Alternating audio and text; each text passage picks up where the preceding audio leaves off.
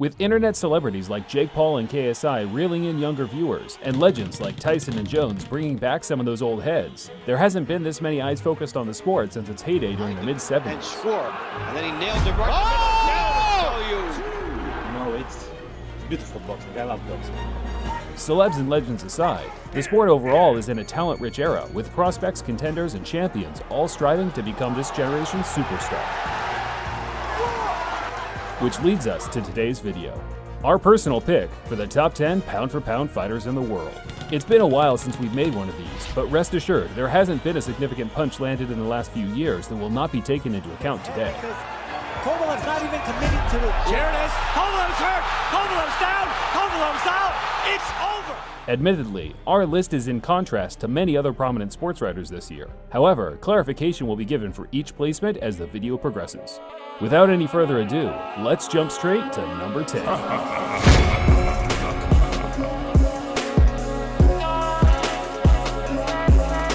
Pound for pound, one of the hardest punchers in world boxing, Gervonta "Tank" Davis isn't a name quite yet associated with the sport's current upper echelon, but that's not due to a lack of effort or risks taken by the 26-year-old Baltimore bruiser.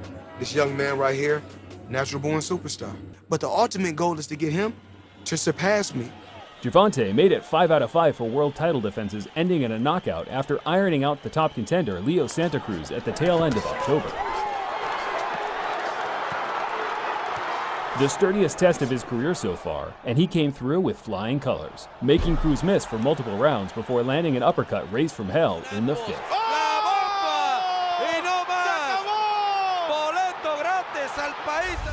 With the Gamboa fight from last year aside, Gervonta makes the list more for his display of dominance over top contenders since becoming a champion in 2017. He is a fighter who not only carries severe punching power in both hands, but has ring credit and fighting intelligence to create problems for his opponents and leave them guessing when and where the next power punch is coming from.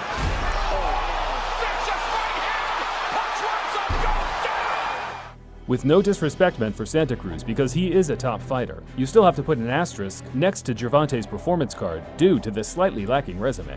Still, as you can see, so far it's a well-balanced card with his power attribute being the standout stat.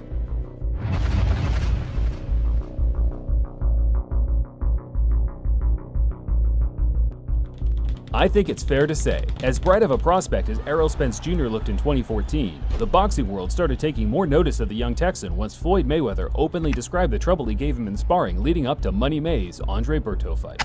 Yeah, I told you the guy was pushing me. He was giving me that good work. I said, no, this is what I need. You know, at first I came in, he kind of caught me off guard. I said, okay, I see him. So he made me, in training camp, he made me tighten my game up. Rare praise from the self-proclaimed greatest of all time.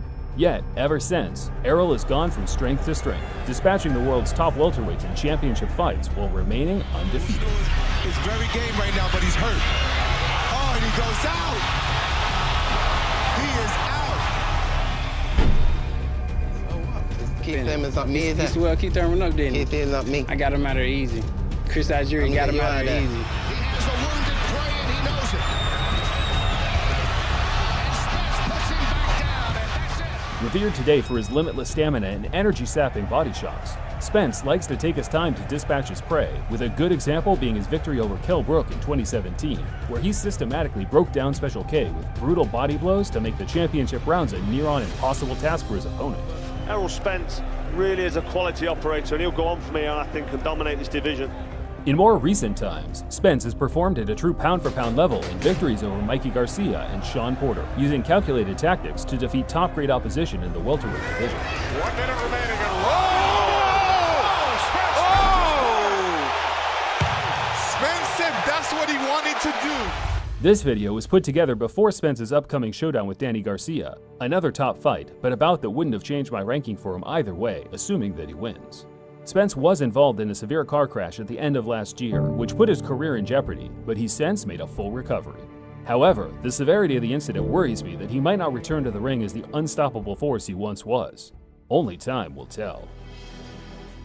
Due to Spence's natural size, he's a fraction slower than other top welterweights, yet he makes up for it with his additional top-tier all-around attributes. I wouldn't have much argument against Spence being a spot or two higher on the list, and I think it goes without saying a victory over the likes of Crawford or Charlo would rank him considerably higher, perhaps even number 1.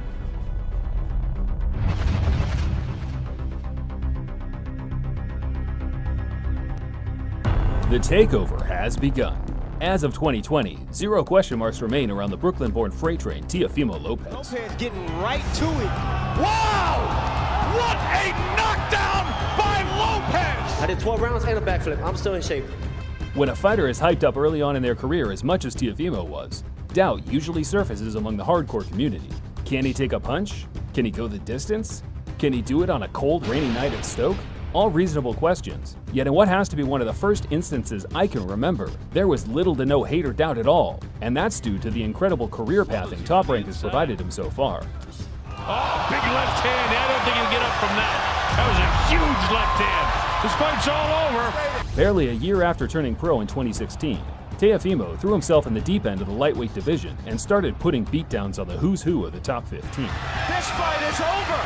Teofimo Lopez with a backflip. Exceptional performances ending with one-punch knockouts became routine through 2018 and 2019, with the latter mentioned year seeing him crowned world champion after defeating the tricky and avoided Richard Comey with staggering ease. Moments away from having it happen, and there it is. He has done it. Becoming a world champion only ignited his hunger and determination further. Who's happy with one belt when you have to hold 4 to be the undisputed king of a given division? Doing what I gotta do, take over.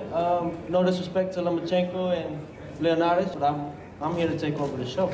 On October 17, 2020, Teofimo decided to skip the usual homecoming or glorification fight, if you will, and jump straight into the deep end to unify the titles against the pound-for-pound veteran, Vasily Lomachenko. It's winner take all. Let's do this.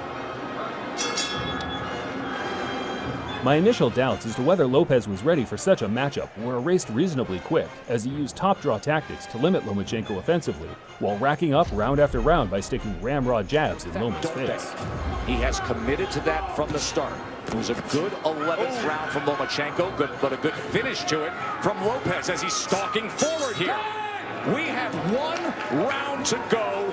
Lomachenko did show his class in the latter stages of the fight, clawing back some of those rounds, but it just resulted in Lopez's victory being that much more praiseworthy as he overcame the onslaught by showing maturity far beyond what the boxing world expected. And I had to dig in there. And now, it feels good. Lopez has no notable flaws in his game. He is as quick as they come, strong, defensively savvy, and knows precisely when to pull the trigger. I sense a huge future ahead. However, he needs to keep his head screwed and not allow his ego to consume him. I'm a lot of things, but I'm not sorry. I'm a lot of things, but I'm not a wally. These men are wet like they got no brolly. Pop my collar, but I don't pop pills or swallow no. Little introduction is needed for our number 7 pick, as Anthony Joshua is not only one of boxing's best pugilists on paper, but has acquired millions of fans worldwide, making him one of the sport's most celebrated attractions. Too sharp and too powerful from Joshua, who's slicing him to ribbons here. Boxing fame doesn't come easy, however, unless you're a YouTuber, of course, as Joshua has built one of the best heavyweight resumes in recent decades, using his sharp all-around skill set to boast over 9 world title fights already during his relatively short-lived career. What I have to do to beat Wilder? Get him in the ring, and I'm knocking Spark out. A boxer-puncher at heart, who has adapted his skill set accordingly, the days of blasting out fringe contenders have long passed as Joshua now continues to challenge consistent top 10 opposition. Shaken in the 7th. On a left hand and a right hand. And down goes the Russian. The loss to Andy Ruiz Jr. last year certainly hindered his career, but with a convincing win in the immediate rematch, I'm not sure the wider boxing press treats him fairly when it comes to the rankings. Am I really the only one that considers him a top fighter? Either way, at 31 years old, there are still a few good years for AJ to build upon his already stellar career. Anthony Joshua, you know I'm coming for you. If I was you, Joshua, I'd avoid me, because I will jab your face off. You bomb. Anthony, I'm coming for you. Hey, I never said it'd be easy. Joshua is obviously a man that carries a lot of muscle, which appears to be detrimental to his stamina. We've seen him gasping for air on more than one occasion. On the other hand, AJ has fast hands for a heavyweight and is as strong as an ox on the inside, always looking to land his signature uppercut.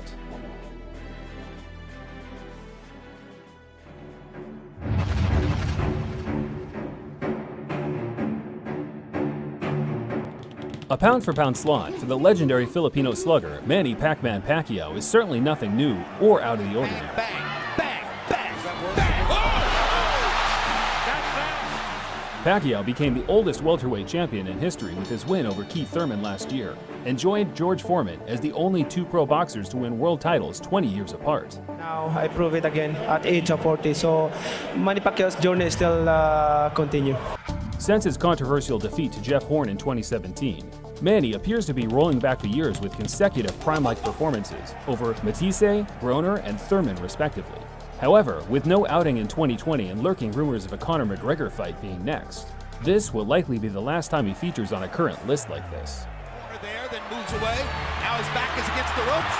Margarito tries to press the action. Pacquiao hits him flush with a big left hand. Manny's speed, power, and footwork have remained the gold standard in boxing ever since he conquered America in the mid-2000s. It doesn't matter what weight he fights at, or what age he fights at. His legendary skill set always finds a way to give his opponents hell. Bit of a smile from Manny Pacquiao. Oh, down goes Thurman! Thurman knocked down late in round one. The fact that this is a 41-year-old's performance card and his glowing attributes are speed and stamina kinda speaks volume for just how well Manny has aged in boxing terms. An experienced guy like Pac-Man has little flaws that he hasn't already rectified. However, his eagerness to trade away, looking for a knockout, often leaves him in danger defensively. But then again, that's why we love him.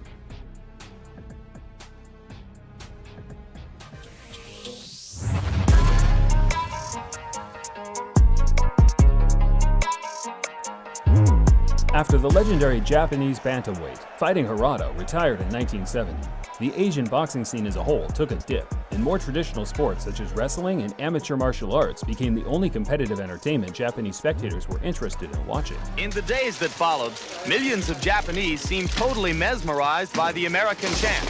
It was as if Godzilla, the movie monster of the 1950s, had returned to Tokyo.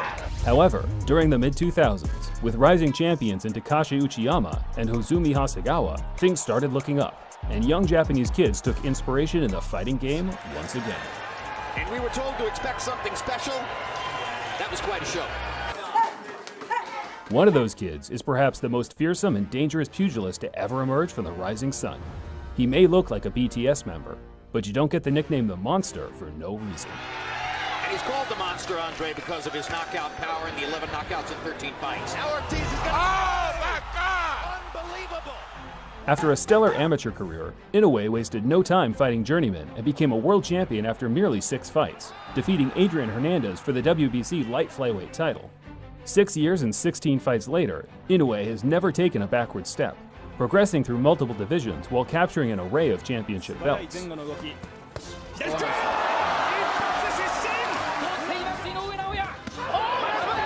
Inoue's crowning moment came at the tail end of 2019 when he faced the fellow Asian star Nonito Donaire in the World Boxing Super Series final. A fight that on paper looked routine for Naoya, yet the action that transpired made the bookmakers look foolish. Lands that time.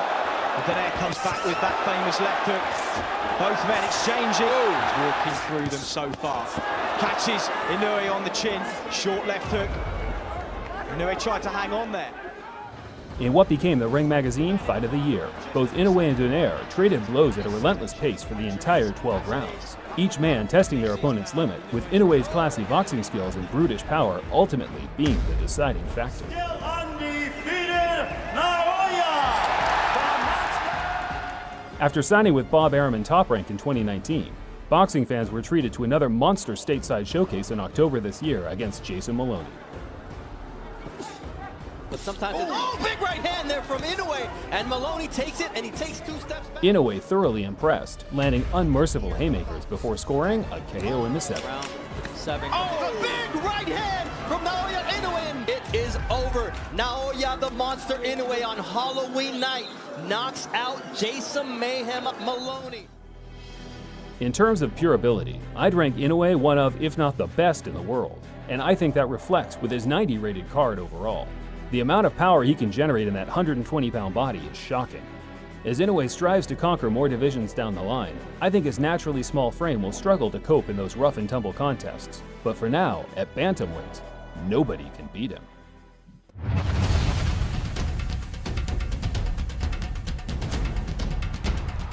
Upon transitioning to the heavyweight division in 2019, the 200-pound super champ, Alexander Usyk, was indeed the only fighter in boxing today I can honestly remember cleaning out an entire division while leaving no stones unturned. He's probably now best bar 15.5 stone now, and the hand speed is tremendous. The run included wins over the now consensus #1 Maris Freitas, the murderous punching Murat Gassiev, topped off with a highlight reel KO of the much-informed Tony Bellew. And score. And then he nailed it right down to you. Usyk building up, and it's over just like that. However, after signing with DAZN last year, the quantity and quality of his fights took a notable dip. Of course, adapting to a new division takes time, especially when it's a 30 to 40-pound difference. Yet, as a man pushing the boundaries of his prime years, I honestly expected more than Chaz Witherspoon and Derek Chisora as his first opponents. On a positive note, we did learn a lot about Usyk's capabilities at heavyweight from the Chisora fight. I am going all out. I'm going guns blazing all out. As promised by the man himself, Chisora pushed the Ukrainian hard during the opening rounds, throwing his full arsenal of shots with vicious intentions. However, the legendary engine we've seen from Usyk in the past came to fruition once again, taking over the fight entirely by the 7th and continuing his dominance to the final bell. My boxing, you know, it's real testing heavyweight, you know? Chisora, big guy, hard guy. It's beautiful boxing. I love boxing. I've been quite reserved with my opinion on Usyk at heavyweight.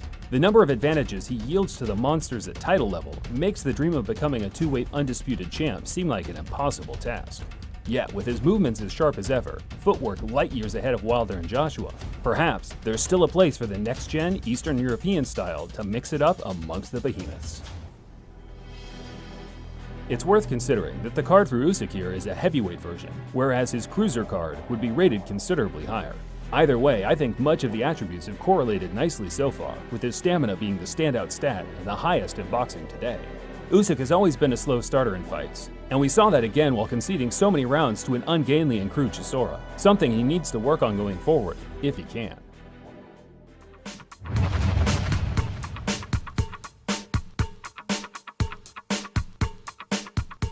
As a career-long Fury fan, nothing warmed my heart more this year than seeing the Gypsy King finally accepted and respected for the masterful boxer he truly is. Schwartz trying his best. Look at Fury! What unbelievable upper body movement defensively! The referee doesn't know which way to move. Angles. Admittedly, some fodder was swept aside as he made his route to Vladimir Klitschko in 2015, which kind of left the hardcore community in two minds as to how far his career could actually go. Anybody, the Klitschko's anyone, they're big as me, but they're not as fast. They've got no movement. They're like wood, if you know what I mean, robotic, as it said. As he continues to build up a margin over Klitschko in landed punches counted by Coffey. Oh, good shot. Big left hook by Fury. Even once the super champ was dealt with in his own backyard, the doubts continued, primarily due to a lack of action that took place that night in Dusseldorf. The scarcity of respect Fury got for his crowning moment, combined with other ongoing mental health conditions, sent the 6'9" slickster out of control, essentially eating, drinking, and drug-taking himself close to suicide. It makes the hairs on the back of my neck stand up talking about it, because nobody would ever know the deepness and the truth of this journey, you know. Yet, with the help of some close friends and a lot of willpower, he not only returned, but challenged by far the most feared man in boxing in Deontay Wilder. Anytime, any place. Knocked out, boys. Knocked out. I need. A big right hand that missed by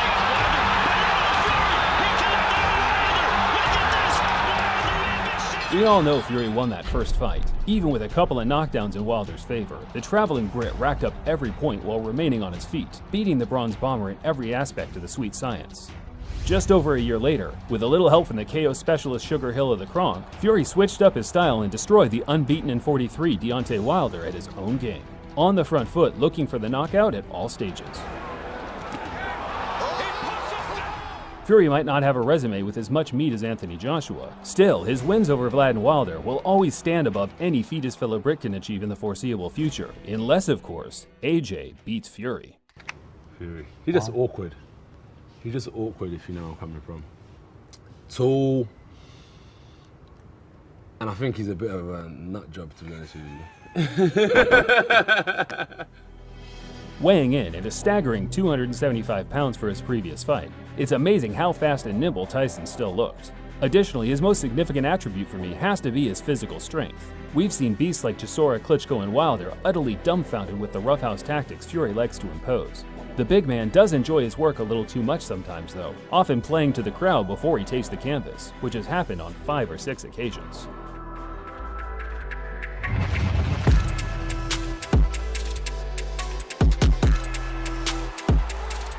After unifying the light welterweight division in 2016, Terrence "Bud" Crawford has set out on one of the most destructive knockout streaks the boxing world has ever seen.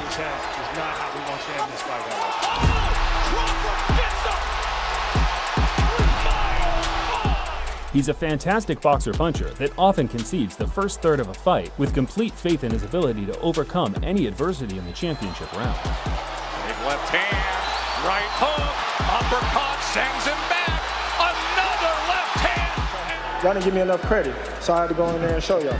For my money, the best all-around boxer globally, he's proven his skills against an array of championship-level fighters over his current 37-bout career, which to this point remains a perfect one. This is my weight class. This is my weight class. Yeah, you're right. This is my weight class now. When I entered it, it's mine.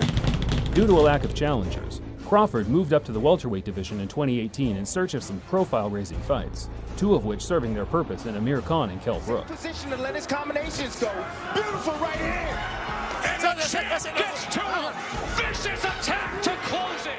Still, question marks remain over the body of work Crawford has produced since turning pro in 2008, Gamboa being the only pound-for-pound opponent he's beaten. Although, with the likes of Errol Spence, Manny Pacquiao, Keith Thurman, and Sean Porter blocking any route to undisputed, it's going to be a fun ride-out to the end of the Omahan's career. With no notable flaws to speak of, Crawford's only negative is his age. History shows that 33 on average is the last prime year for many championship-level fighters. Bud's borderline perfect offensively, with his incredible engine and never-fading power being the highlight.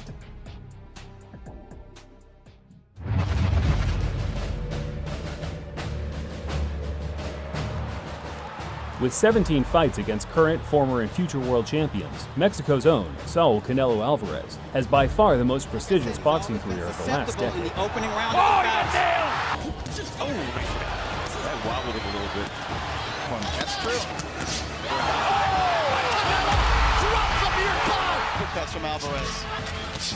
Brilliant performance in the middle of the ring by both fighters.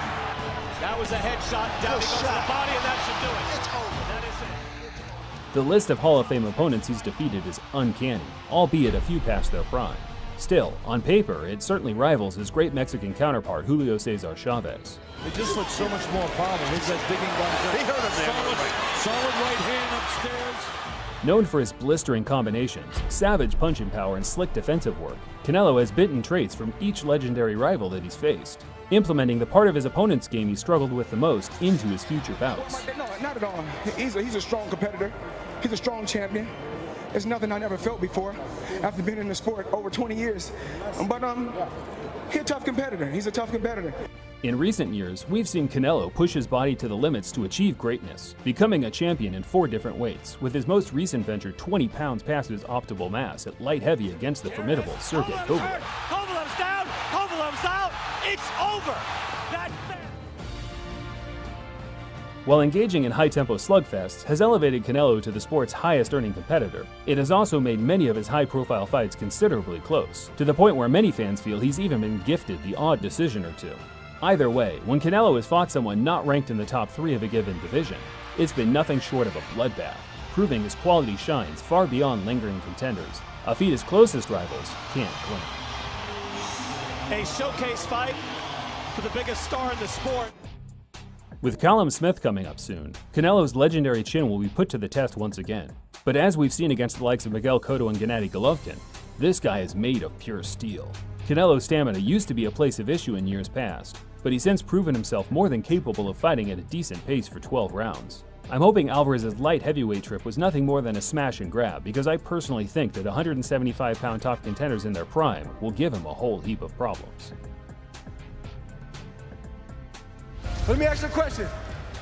Can I get on the pound-for-pound list now at the top? Is it possible? I don't think. Now, here are a few honorable mentions that are only a win or two away from cracking my list, with Triple G, Josh Taylor, and Vasily Lomachenko being the most notable. Juan Francisco Estrada was probably the closest to making the cut, however, with wins in recent years over Sriskatsor Rungvisai and Carlos Quadras proving his dominance in the lower weight classes.